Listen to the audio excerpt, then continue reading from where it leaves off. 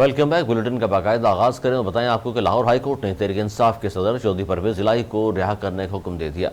Lahore high court के single bench ने परवेज इलाही की गिरफ्तारी के खिलाफ दायर दरख्वास्त पर समाअत की, जिस सिलसिले में नैब हुक्काम ने साबिक वज़ीर आला को अदालत में पेश किया।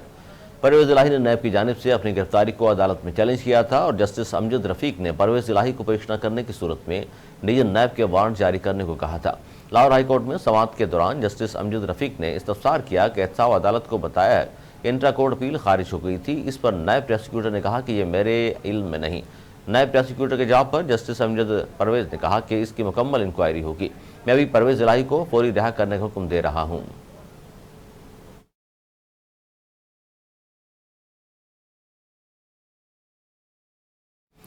निगरान हुकूमत ने इक़्तिदार संभालने के बाद मुसलसल दूसरी बार पेट्रोलियम मसनूआत की कीमतों में बड़ा इजाफा कर दिया, जिसके बाद मुल्क की तारीख में पहली बार पेट्रोल और डीजल की फी लीटर कीमत 300 रुपये से तजावज़ कर गई।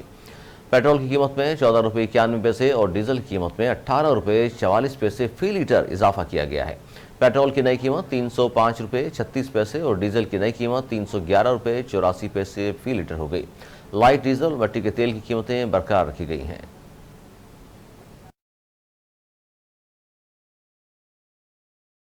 निगरान हुकूमत ने IMF की एक और शर्त पूरी करते हुए फी लीटर पेट्रोल पर लेवी की फुल शरह आयद कर दी है। रिपोर्ट्स के मुताबिक फी लीटर पेट्रोल पर 5 रुपये लेवी की शरह बढ़ाई गई है, जिसके बाद फी लीटर पेट्रोल पर 60 रुपये लेवी आयद हो गई।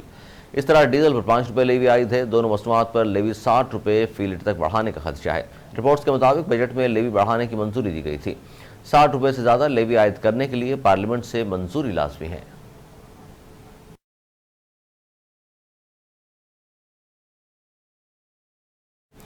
पेट्रोल और डीजल की कीमतों में इजाफे के बाद ट्रांसपोर्ट किरायों में इजाफे का इंदिया दे दिया गया। All Pakistan public transport honours federation के तर्जुमान HM जहांगीर ने कहा कि डीजल की कीमत में इजाफे के तनासुब से किरायों में इजाफे पर मजबूर हैं।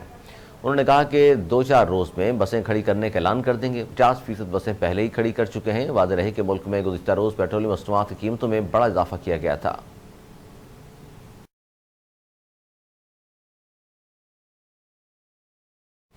इंसदाद दहशतगर्दी अदालत इस्लामाबाद ने शाह महमूद कुरैशी की हंगामा आराई के केसेस में 2 मुकदमात में बुरी जमानत खारिज कर दी। इंसदाद दहशतगर्दी अदालत की जज अबुल हसन जुल्करनैन ने महफूज फैसला सुना दिया। अदालत ने शाह महमूद कुरैशी की अदम मौजूदगी के बायस जमानत खारिज की। अदालत ने वकील अली बुखारी की दोनों दरख्वास्तें खारिज कर दी। वकील ने हाजिरी से इस्तिस्ना और शाह महमूद कुरैशी की तलबी की दरख्वास्तें दायर की थीं। गुज़िश्ता रोज़ साइफर केस में जिस्मानी रिमांड खत्म होने के बाद साबिक वज़ीर ख़ारजा शाह महमूद कुरैशी को 14 रोज़ा जिस्मानी रिमांड पर जेल भेज दिया गया।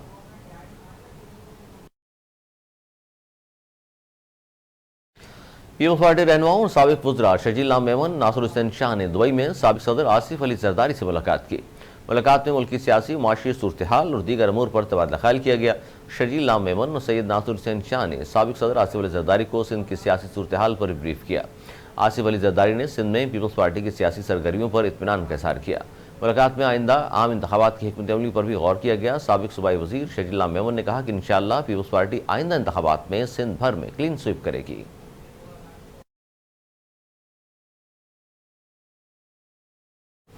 कराची में जुडिशल मजिस्ट्रेट शरकी की अदालत ने मुबैना टाउन थाने के केस में अलीम आदिल का 1 रोज़ा राहदारी रिमांड मंजूर कर लिया। अदालत की जानिब से कहा गया है कि पाकिस्तान तहरीक इंसाफ के रहनुमा अलीम आदिल शेख को कल इंसदाद दहशतगर्दी की अदालत के मुंतज़िम जज के सामने पेश किया जाए। पुलिस के मुताबिक अलीम आदिल शेख पर गाड़ी जलाने समेत दीगर इल्ज़ामात हैं।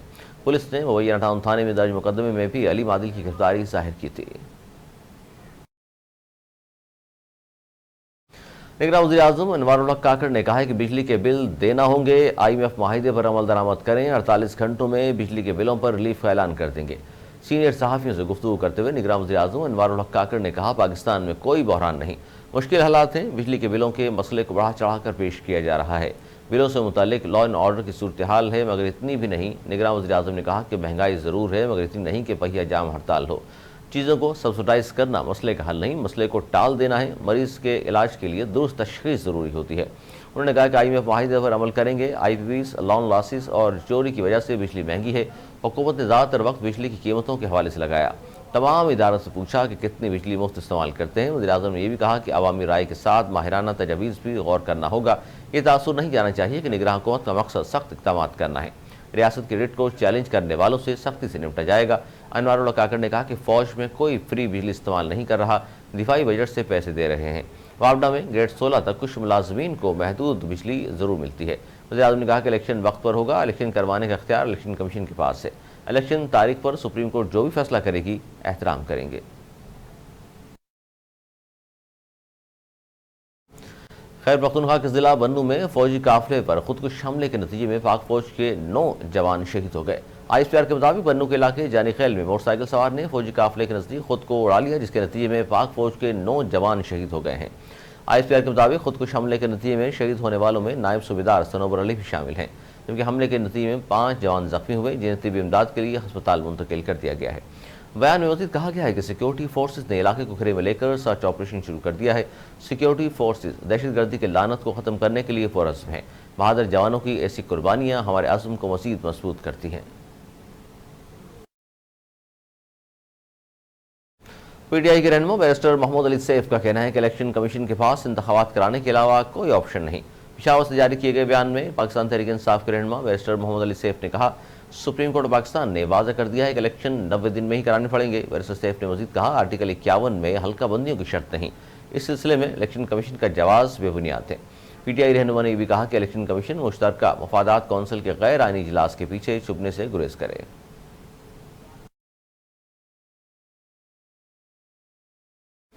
शेर कश्मीर सैयद अली शाह गिलानी की दूसरी बरसी आज अकीदत एहतराम से मनाई जा रही है। सैयद अली शाह गिलानी की बरसी के मौके पर मकबूजा वादी में शटरडाउन हड़ताल है। सैयद अली गिलानी ने 1929 में तहसील बांडीपुरा के गांव में मनीष में पैदा हुए। मस्जिद वजीर खान से मल्लिका मदरसे और ओरिएंटल कॉलेज लाहौर से तालीम हासिल की। अखबार खिदमत में रिपोर्टर, पत्थर मस्जिद संगीन श्रीनगर और इंटरमीडिएट कॉलेज सोपुर में उस्ताद के मनसब पर फाइज रहे। सियासी करियर में नेशनल कॉन्फ्रेंस, जमायत इस्लामी और तहरीक हुर्रियत के रुकन भी रहे। सैयद अली गिलानी ने 1993 में ऑल पार्टीज हुर्रियत कॉन्फ्रेंस की बुनियाद रखी। 1998 से 2006 तक 3 बार chairman all parties Hurriyat conference मुंतखब हुए। 2015 में ऑल पार्टी हुर्रियत कॉन्फ्रेंस की क़यादत ने सैयद अली गिलानी को ताहयात चेयरमैन मुंतखब किया। सैयद अली गिलानी 2010 से वफात तक 11 साल गासिब हिंदुस्तानी हुकूमतों के हुक्म पर नजरबंद रहे। सैयद अली गिलानी का पासपोर्ट 1981 से भारतीय हुकूमत ने जब्त कर रखा था। सैयद अली गिलानी 1 सितंबर 2021 को हैदरपुरा श्रीनगर में खालिक हकीकी से जा मिले। वफात की खबर मिलने पर खौफजदा मोदी सरकार ने वादी भर में कर्फ्यू लगा दिया। इंटरनेट और ज़राए अबलाग मुअत्तल की थी। सैयद अली गिलानी की जस्तखाकी पाकिस्तानी परचम में लपेट कर लहद में उतारा गया। सैयद अली शाह गिलानी की वफात पर कौमी असम्बली में गायबाना नमाज जनाजा कौमी परचम चंडगू किया गया। हुकूमत पाकिस्तान ने सैयद अली गिलानी को आला तरीन सिविल एजाज़ निशान पाकिस्तान से नवाजा।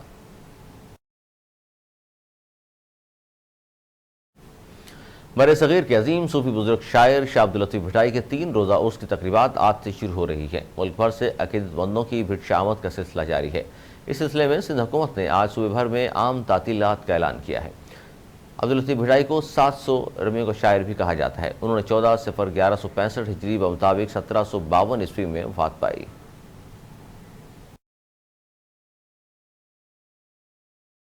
साबिक अमेरिकी सदर डोनाल्ड ट्रंप ने 2020 के सदारती इंतखाबी नताइज बदलने के मुकदमे में जॉर्जिया की अदालत में बेकसूर होने की दरख्वास्त जमा करा दी है। गैर मुल्की मीडिया रिपोर्ट्स के मुताबिक ट्रंप अगले हफ्ते फिल्टन काउंटी कोर्ट में इल्जाम का सामना करने ज़ाती तौर पर पेश नहीं होंगे। फिल्टन काउंटी के डिस्ट्रिक्ट अटॉर्नी ने ट्रंप पर धोखाधड़ी समेत 13 संगीन जराइम के इल्जाम आयद किए हैं। ट्रंप पर इलेक्शन फ्रॉड, बिजनेस फ्रॉड समेत मुख्तलिफ मुकदमात में अब तक 4 फर्द जुर्म आयद हो चुकी हैं। ट्रंप ने अपने खिलाफ मुकदमात को सियासी इंतकाम करार दिया है।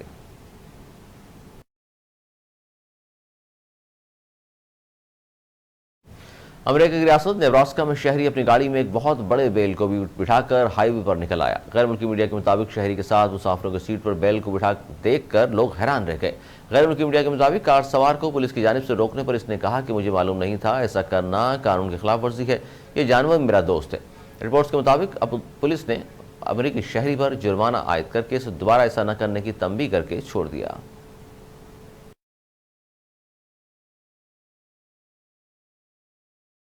एशिया कप के सबसे बड़े मार्के को एक रोज बाकी रह गया। 2 रिवायती हरीफ पाकिस्तान और भारत की क्रिकेट टीमें कल कैंडी में आमने सामने होंगी।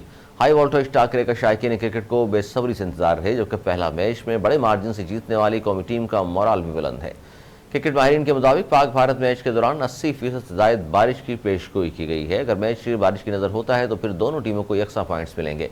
माहिरीन के मुताबिक मैच बारिश की नज़र होने की वजह से पाकिस्तान सुपर 4 मरहले के लिए क्वालिफाई कर जाएगा, जबकि भारत को अगले मरहले में पहुंचने के लिए नेपाल को शिकस्त देना होगी। कौमी फास्ट बॉलर हारिस रऊफ का कहना है कि कोशिश होती है टीम के लिए अच्छा परफॉर्मेंस करूं और अपनी बॉलिंग से टीम को मैचेस जितवाऊं।